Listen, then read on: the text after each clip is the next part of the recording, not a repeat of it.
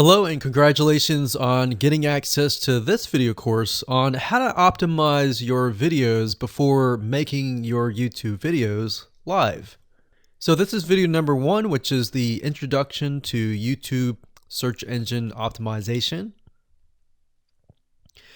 So I want to first start out by saying the goal is to focus on doing the right amount of keyword research and video file automation before actually uploading any of it to YouTube. So essentially this is all about what most people forget about doing before making their YouTube video live. Because if you think about it, most people think about, okay, what do I do after I upload this video? They don't really think about what they have to do before making it live. So this is not about what you can do afterwards, as that is a totally different focus, but rather before. So besides simple optimization, you really need to know that YouTube ranks the videos that people watch the longest. Meaning, let's say for example that we have a 10-minute video. YouTube looks at that video. They look, yes, at the likes, dislikes, and comments, but they also look at, okay, do people actually watch most of this video? And based on, let's say, 1,000 views, how many of those 1,000 views actually watched either 50% or 100%, or how many minutes total? 1,000 times how many minutes was watched. So they really look at how long people watch the videos as a whole. Meaning the more viewers and the longer that they watch, that will get you ranked up further and further up. So instead of focusing on, spammy tactics, tons of backlinks, and all of that, our goal here is to really focus on the user experience. So what I want to do now is give you a quick overview of what's inside this video course. This is, of course, video number 1. Video number 2 is going to be about competitive research, or in other words, researching your competitors to kind of get a better idea of why YouTube is ranking those videos. Video number 3, we'll talk about highly searched keyword terms and how you can find those for your product or service or whatever you're trying to promote. Video number 4, we'll talk about your title and your description. Video number 5, we'll talk about video file optimization. So we're going to optimize the actual file because each file has essentially information in it. And of course, video number 6, we'll talk about why your thumbnail is important and how to make it professional and good looking. And video number 7, we'll talk about video length and why that matters. We talked briefly about it just now, but I'm going to dive in deeper in that video. And of course, last but not least, I'm going to give you a secret tip on how to outrank your competitors in video number 8. So before we get started, I want to talk about what you need to have in hand. You're definitely going to need your product or service and an idea of the niche that you're targeting. You also need to have a video that is ready to be uploaded. And with that said, let's move on to video number 2. Hello and welcome back. This is video number 2. So let's talk about competitive research. You see, the best way to understand how you can rank better is to know what is already ranking in your niche or your market. So what we want to do here is we want to analyze the videos that are on the top. And I want you to specifically look at what titles, what descriptions are they using, and what thumbnails are they using that are eye-catching. And what is the user experience like when you click through those videos? So let's go ahead and do some competitive research. So for the sake of making sure that we find YouTube videos that actually relate to promoting a product, what I want to do now is just to pick a product out of the blue and let's take a look at YouTube. So one product that I've been using for a while now, which has been really awesome, is called the Instant Pot. It's basically a pressure cooker that cooks food at a really fast rate. So what we're going to do is we're going to hop on over to youtube.com and we're going to type in Instant Pot and see what we get. So I'm not going to click enter just yet because I'm interested in getting an idea of what kind of potential keywords that we could rank on, or what potential videos that we can create. And we'll talk more about this in the next video. But for now, let's just do some basic keyword brainstorming and then, of course, do some competitive research. So Instant Pot, we got Instant Pot recipes, we got Instant Pot ribs, Instant Pot roast. So let's just click here and see what we get. Now we can see how to use Instant Pot has 316,000 views right here. Instant Pot chicken, top 6 easiest things to cook in your Instant Pot. Perfect for beginners. All right. So let's just take a look at the top 3. So let's go ahead and open those up. And let's analyze them. So the first one is this one here. And let's pause the video. We'll skip the ad. All right.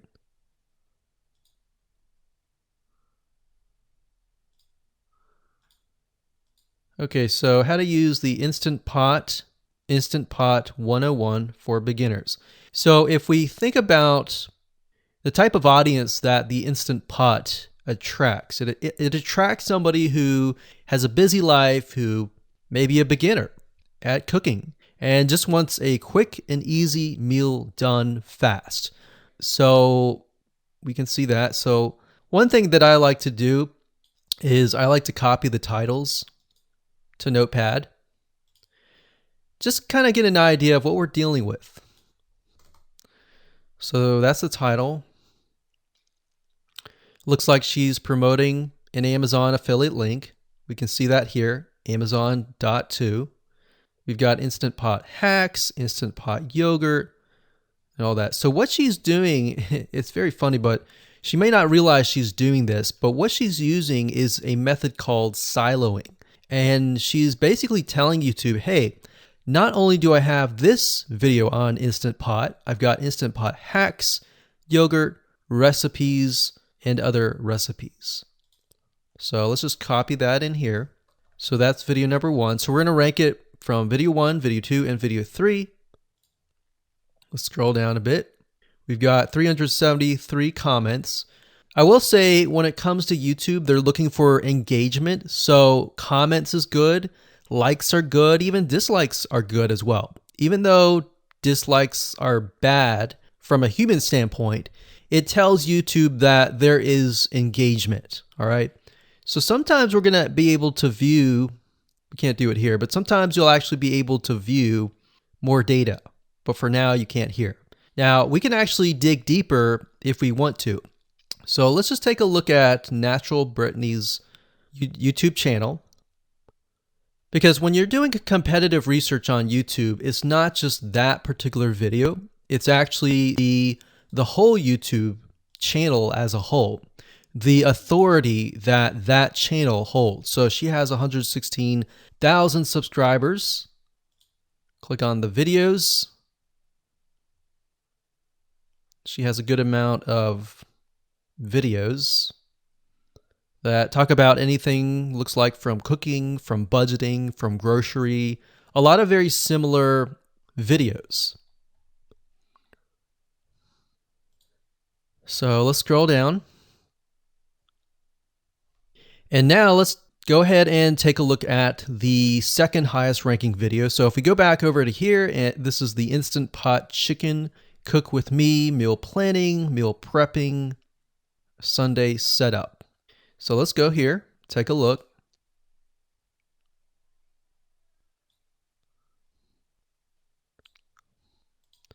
Okay, let's see here. So it's a 20-minute video, all right? And it has 658 likes, 5,000 views. If we take a look at this video here, this has 320,000 views and 7,000 likes. Now, notice how it says 13 minutes here, and notice how it says 20 minutes here. We'll go back to this later on. All right, so we'll talk more about why a certain amount of time of your video is important, why the timing is important. And why is it that this lady has only 5,000 views, whereas the other lady has 300,000, and this lady is ranked right below that lady? All right. So why is that important? And why does that correlate to the time? So we'll talk more about that later on. But for now, let's just do competitive research.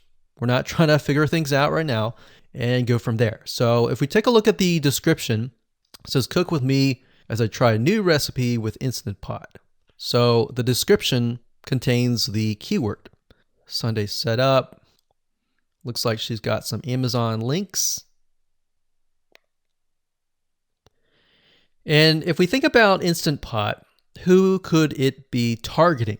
All right, so this lady calls out people who are trying to prep on Sunday. So if we can get an idea of who it's targeting mothers, it's targeting people who are busy, who maybe only have time on Sundays to set things up. And chicken is a common thing, so maybe she's getting a lot of clicks. We don't know exactly, but we know that the headline and the description work together and getting clicks. All right, back over here, this is the third one.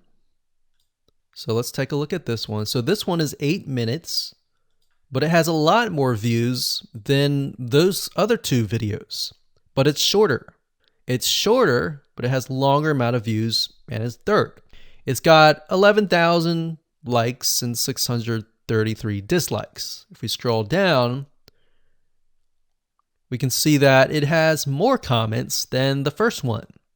So why is it that the first one is number one and this one is the third one and it has more views and more comments? Well, we don't know exactly why, but I have a hunch as to why that is, which we'll talk more about ranking and what Google and YouTube is looking for later down the road. So that's that. Let's just copy that title. And I'm going to go ahead and pause this video and we'll copy and paste that information to the notepad. Okay, so I went ahead and copy and paste the information. So this is video 1, this is video 2, and this is video 3 down below. So let me make this bigger. So we have this information. So as we're kind of analyzing the competitor, we want to save this for later, but can you kind of see a similarity here? So this is calling out the target audience. This is calling out the people who are busy essentially. And top 6 ways, top X ways, top certain number ways is always a good title. So perfect for beginners. So if you can imagine, we already see that this title has beginners. This one's calling out perfect for beginners. And this one essentially is calling out people who are busy. So it's a target audience. So that's key. So having this in hand gives you a better idea on what potential titles and descriptions that you can have. Now you can do some deeper dive competitive research using specific tools. And one specific tool is called Social Blade. So that's socialblade.com, as you can see here. And I like to use this to kind of get a better idea of the YouTube channel as a whole. Because what you're trying to figure out is, did this person rank because their channel as a whole has a lot of traffic? Or did this person rank simply because of the titles and the description? So there's many factors that come involved, but let's take a look at Naturally Brittany. So let's go ahead and copy this. And you basically want to come here and type in the username of the YouTube channel. So we'll go ahead and click this here. Okay, so we can see here that this is Naturally Brittany, 116,000 subscribers. She's got 19 million video views. So that kind of gives us an idea of how easy it is to break through. Is it easy? Is it going to take a little bit work or what? So let's just go ahead and open her up, and let's do the same thing with the other videos. So this one is marriage and motherhood. We got that here. So she has 7 million video views. So it's about half of what we saw earlier. And this one is called Six Sisters Stuff. And this one has about 9 million video views.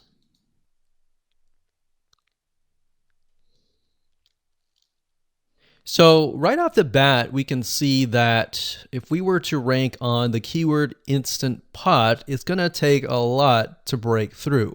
But the way we can break through is by using essentially subcategories of that keyword. So Instant Pot recipes or Instant Pot chicken recipe, stuff like that. So we can see that each one of these has about 100 to 200,000 subscribers. So you're going to have to be competing against that. Now, obviously, if you have a good size YouTube channel, that will usually mean that you can break through fairly easily.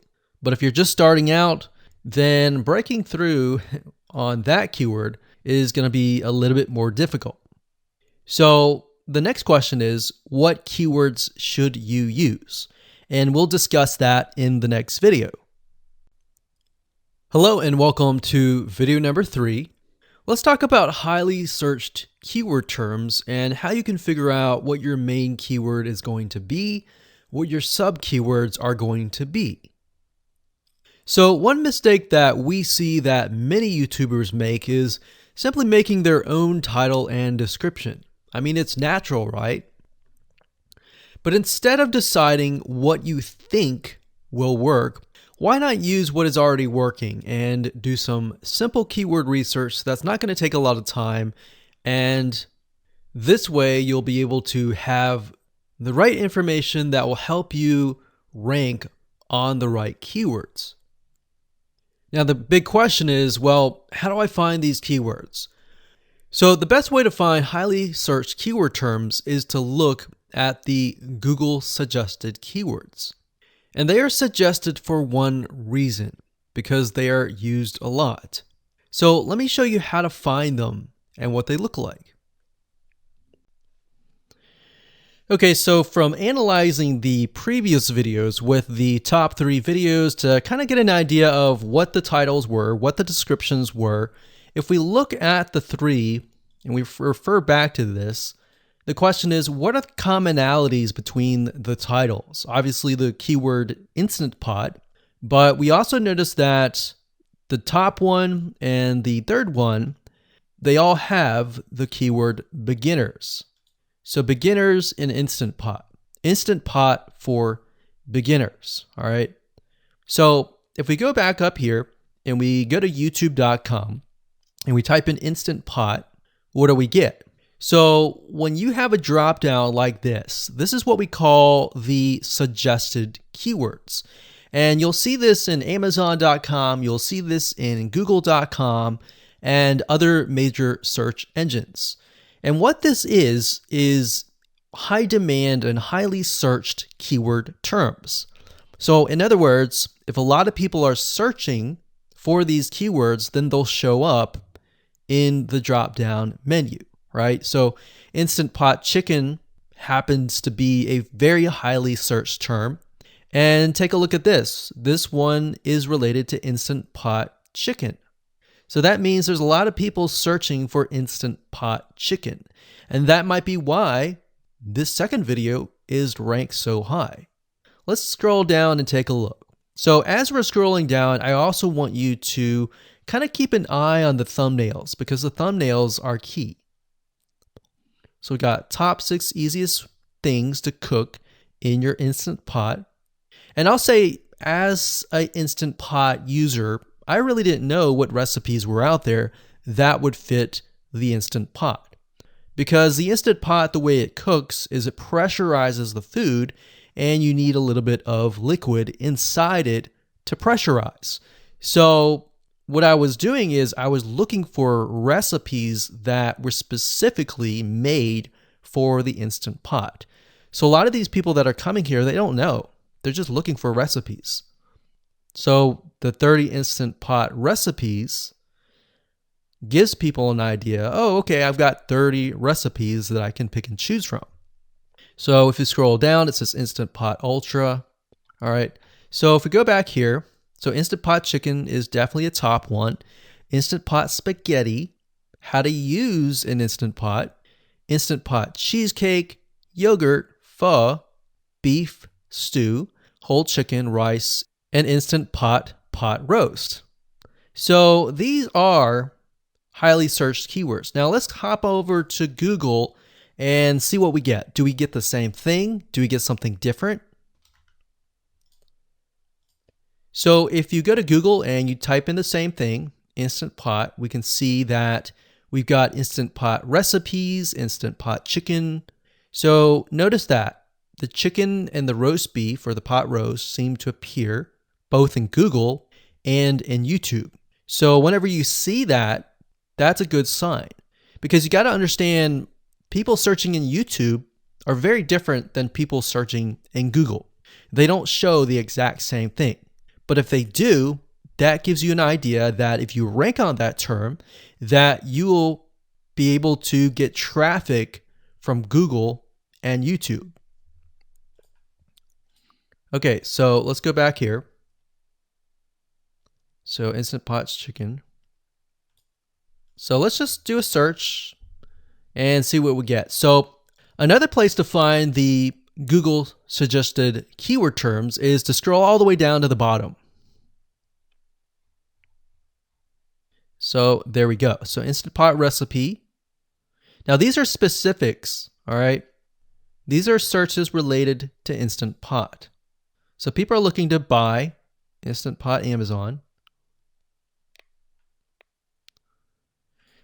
So let's just type in Instant Pot Chicken and see what else we get. So if you notice when we type Instant Pot Chicken, it gives you a more detailed view of the other keywords that are related. So for example, Instant Pot Chicken recipes, chicken and rice, chicken noodle soup, chicken thighs, chicken bog, chicken breast recipes, chicken wings, and chicken and dumplings. So let's go over here and see what we get. So Instant Pot Chicken recipe, wings, noodle, biryani, thighs. So a lot of these are actually appearing that are the same. Okay, so moving on here, we've got Instant Pot Chicken.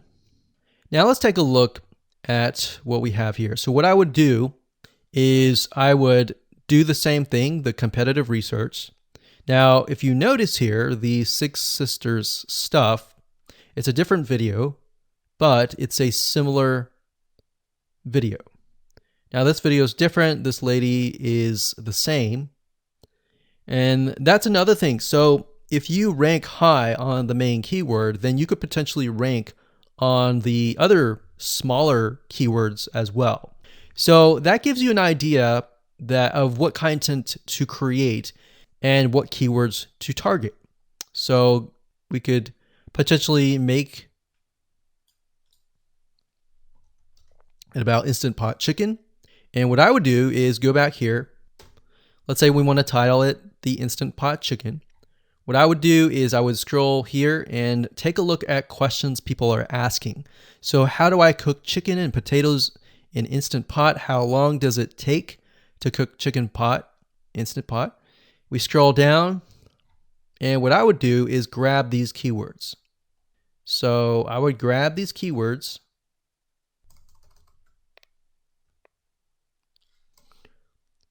So what we want to do is we want to have a main keyword, and then we want to have sub keywords. So the main keyword here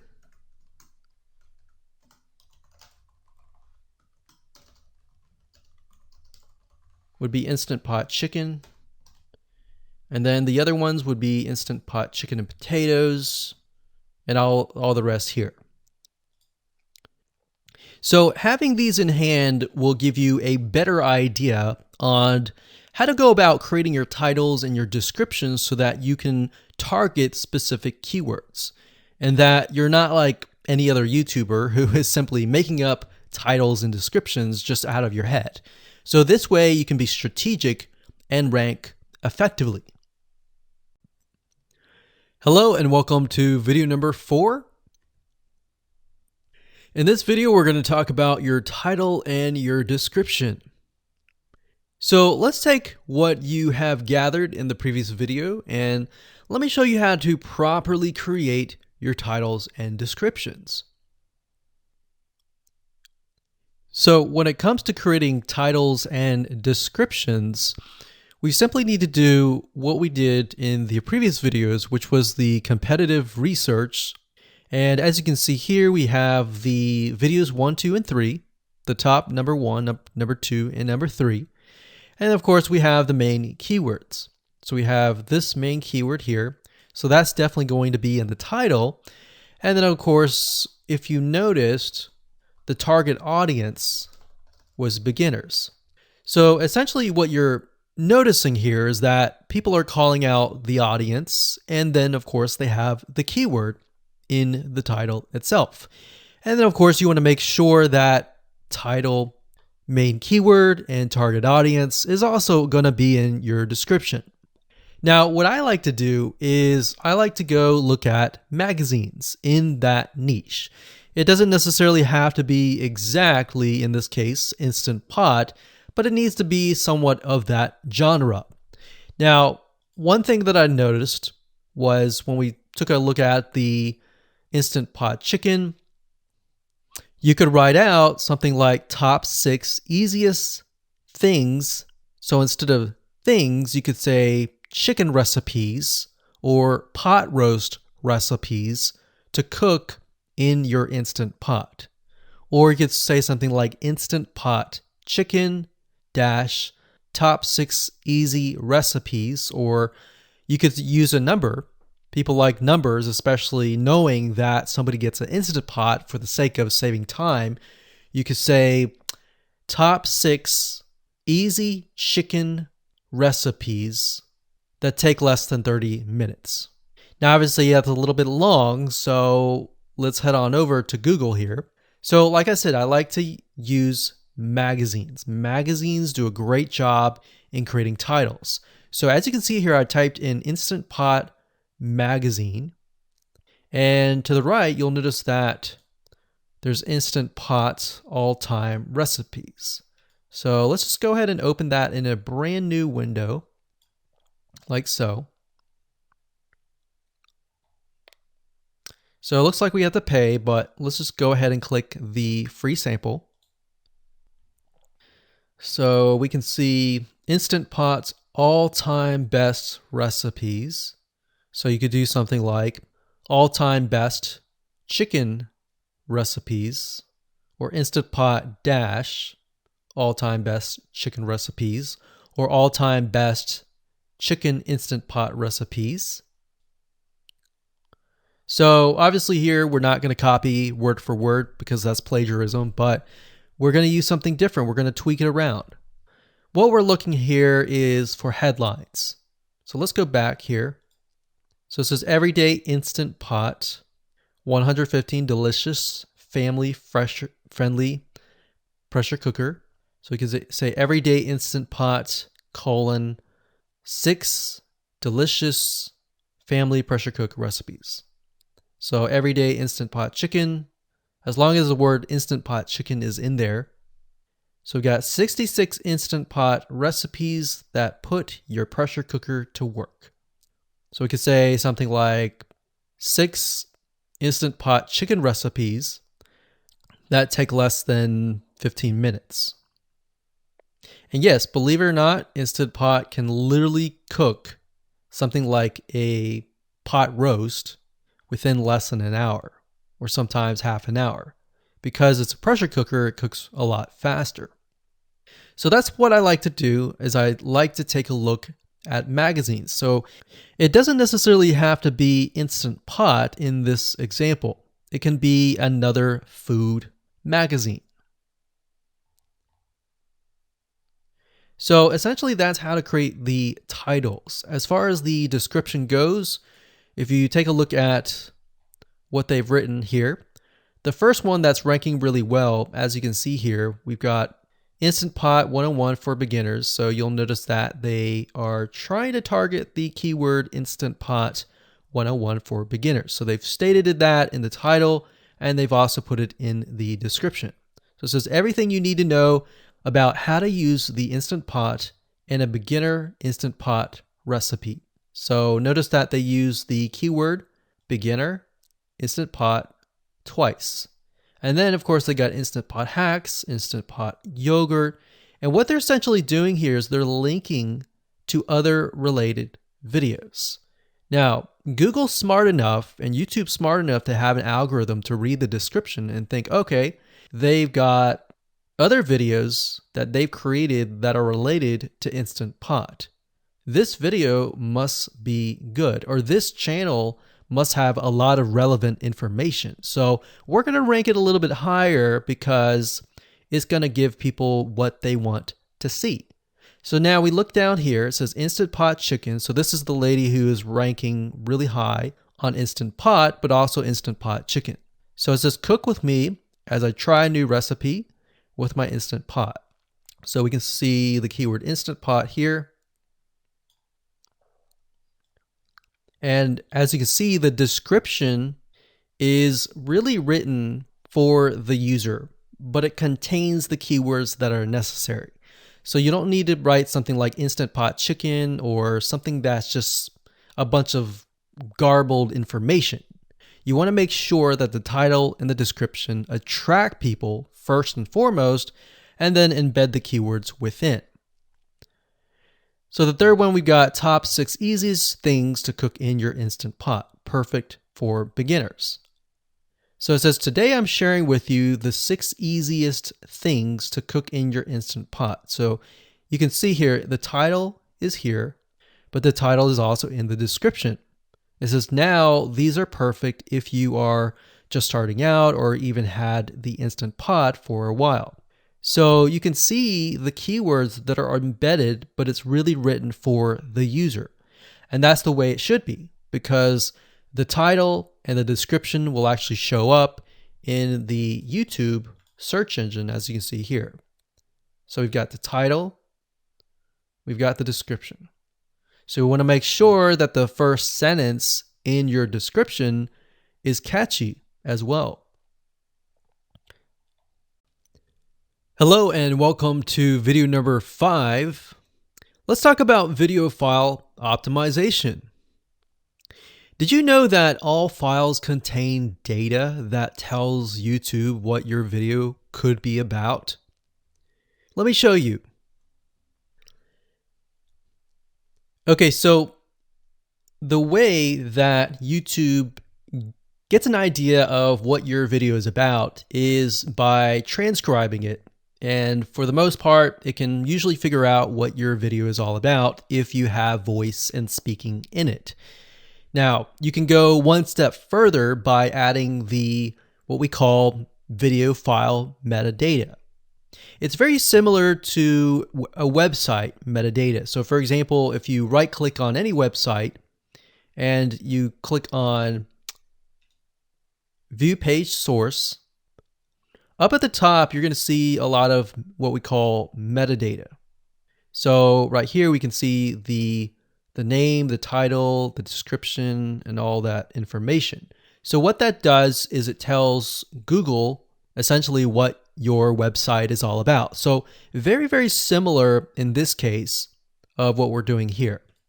So what we're doing here is we are taking the video file that you have created and embedding it with more information. So besides the title and description, YouTube will be able to read the metadata inside of your video. So it'll make a little bit more sense when I show it to you. Now, it's really hard to find software out there that allows you to embed metadata except for a few. So one of them is called Video Converter by Wondershare, and that is videoconverter.wondershare.com. That's videoconverter.wondershare.com. So if you go here and you go ahead and download up at the top, you will be able to embed metadata. In fact, we're going to be using that for this particular video. Now, there are other software out there like the Adobe Bridge software, which allows you to embed the metadata into your video. Now, the reason why I'm using Wondershare is because I feel like it's a lot easier to use. So if you go ahead and download this, we're going to open this here. And what I did was I clicked Add Files, and I chose the file.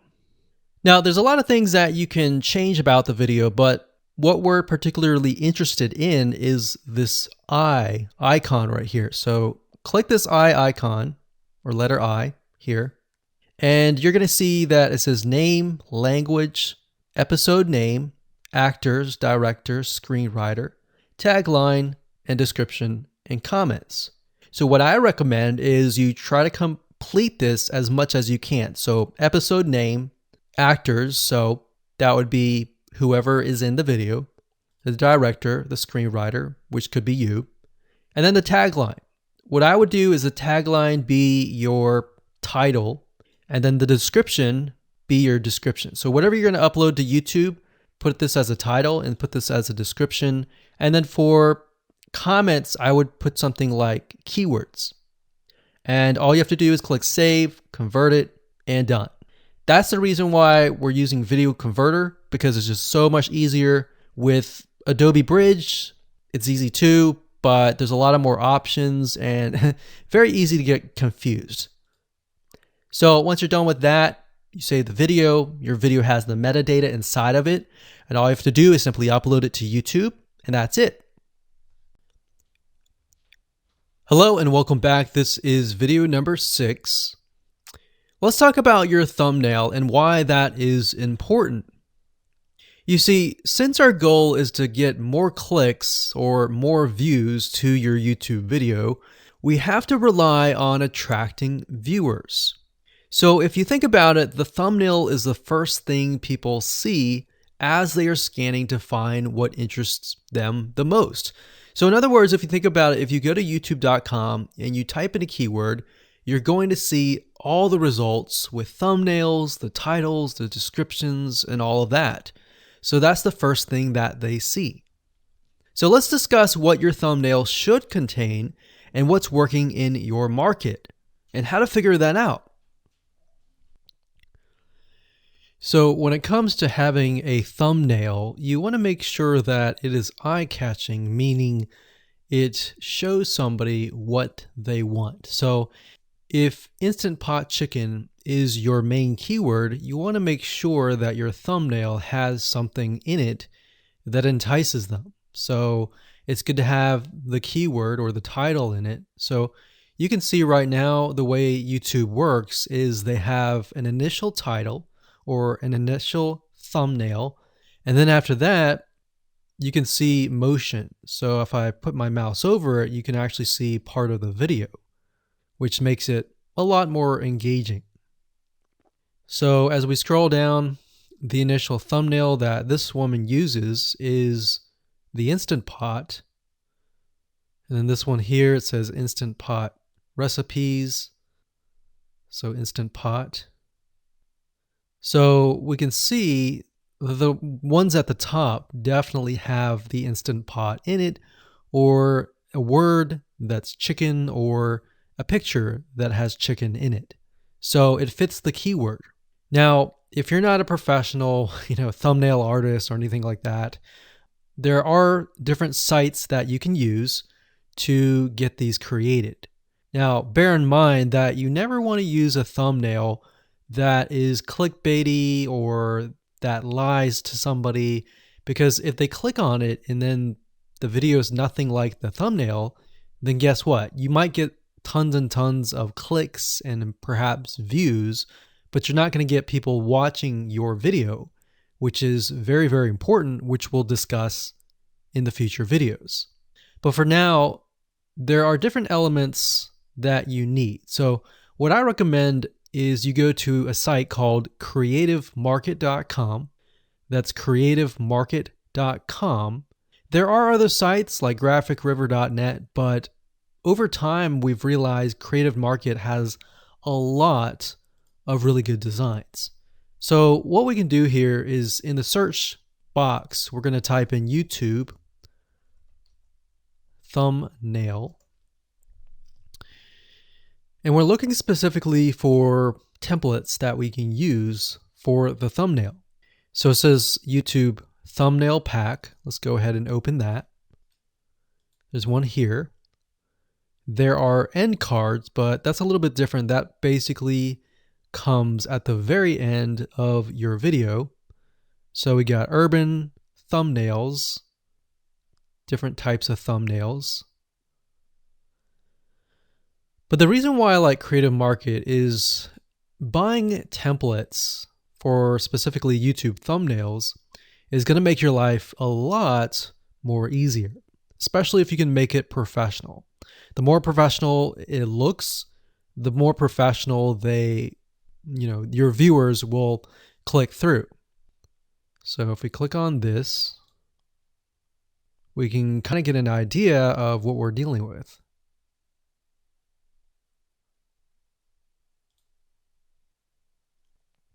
And here's more thumbnails here as well. Now, over time, we've realized with YouTube thumbnails, more and more designs are becoming minimalistic, meaning it's not too fancy, but it's got just enough information to tell the person what it is all about. So it could have text, it could have pictures, but you really need to know what your YouTube video is about before you can create your thumbnail. In fact, I recommend that you create your YouTube video first and then you create your thumbnail so that you can make sure that you attract the right person.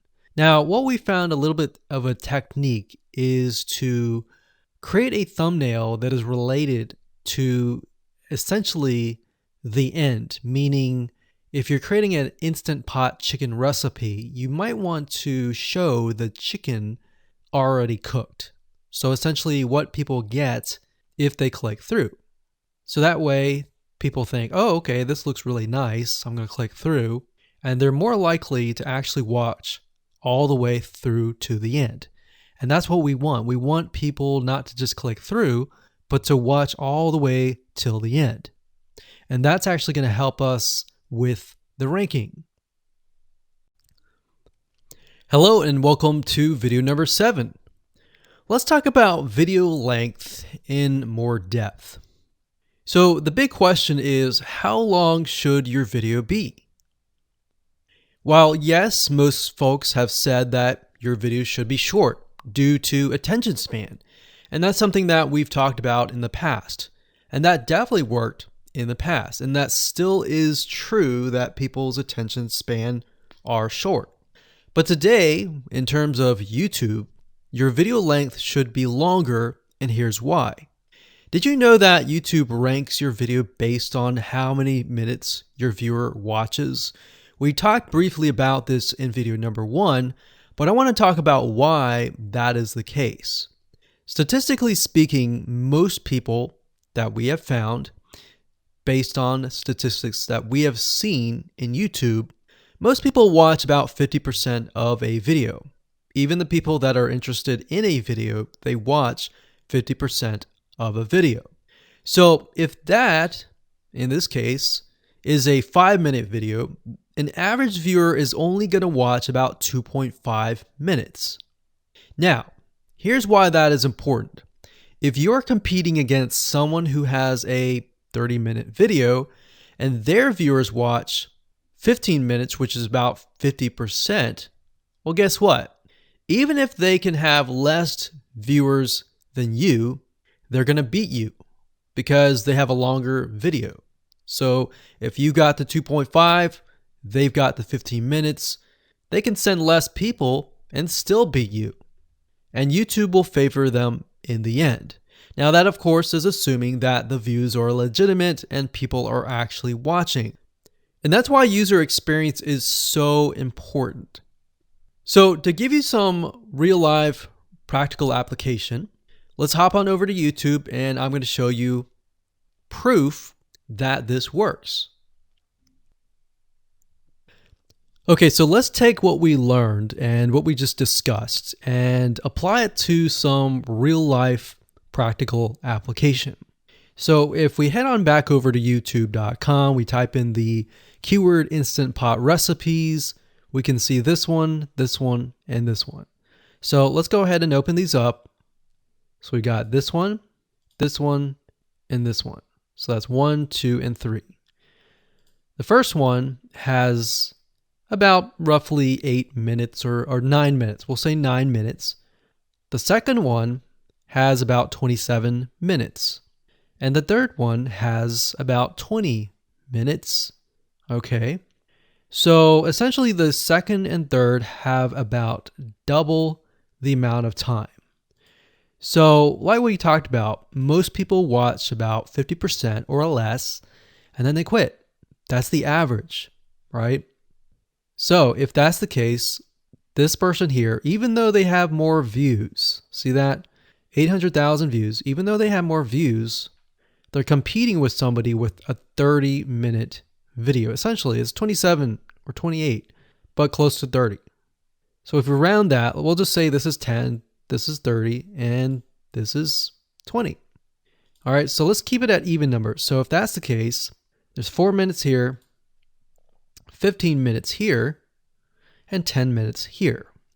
So this means that the person with the less amount of minutes, they're going to need a lot more views and a lot more people watching it.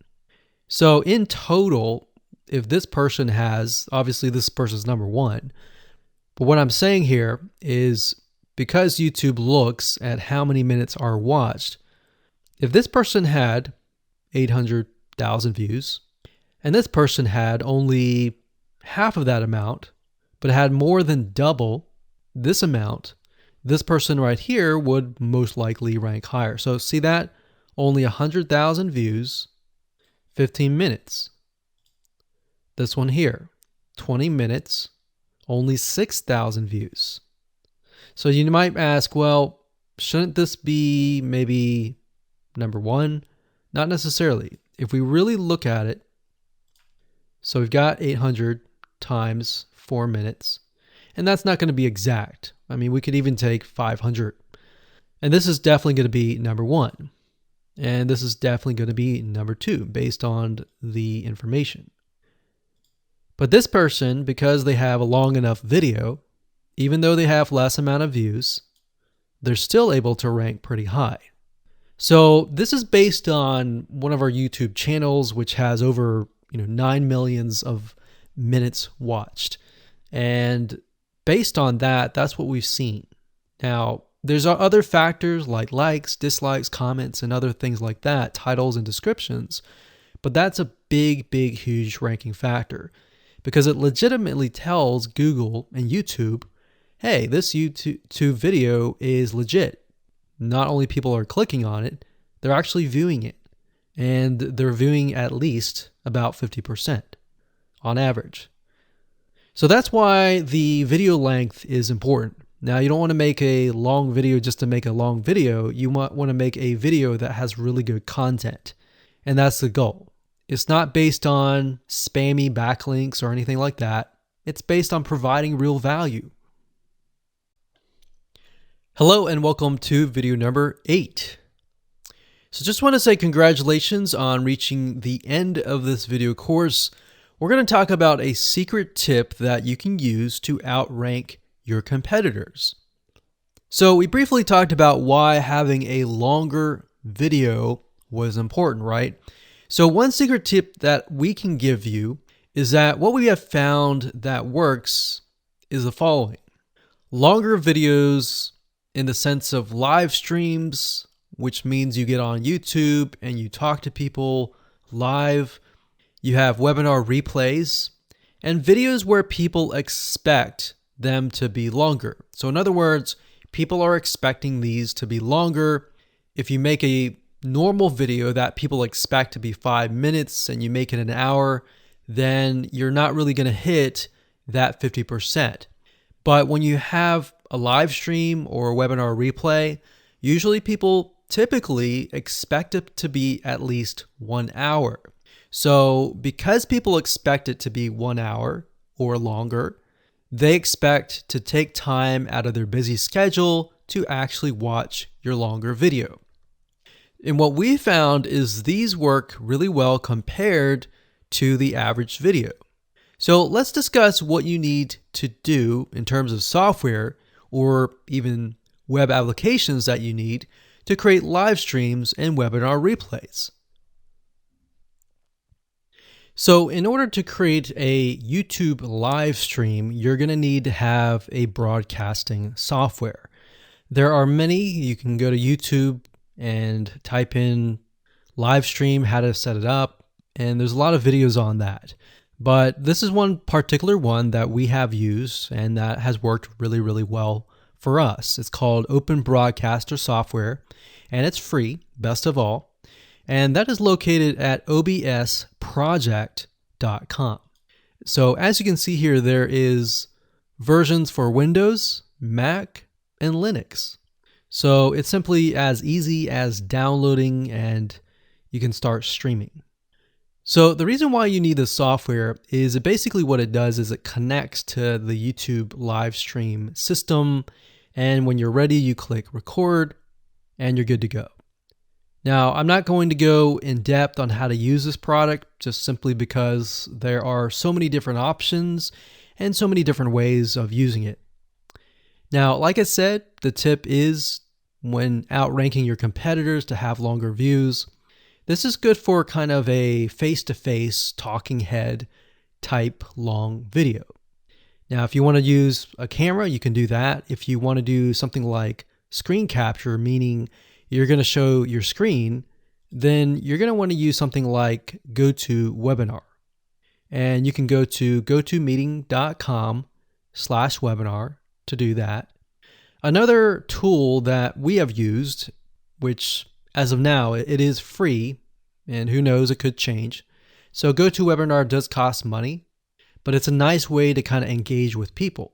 So this is the route that I would go if you are engaging with people. If you're not engaging with people and you're simply doing screen capture, there is a tool called Use Loom. Let me show it to you. So useloom.com. Loom is essentially a Chrome plugin, and what it does is it allows you to record your screen.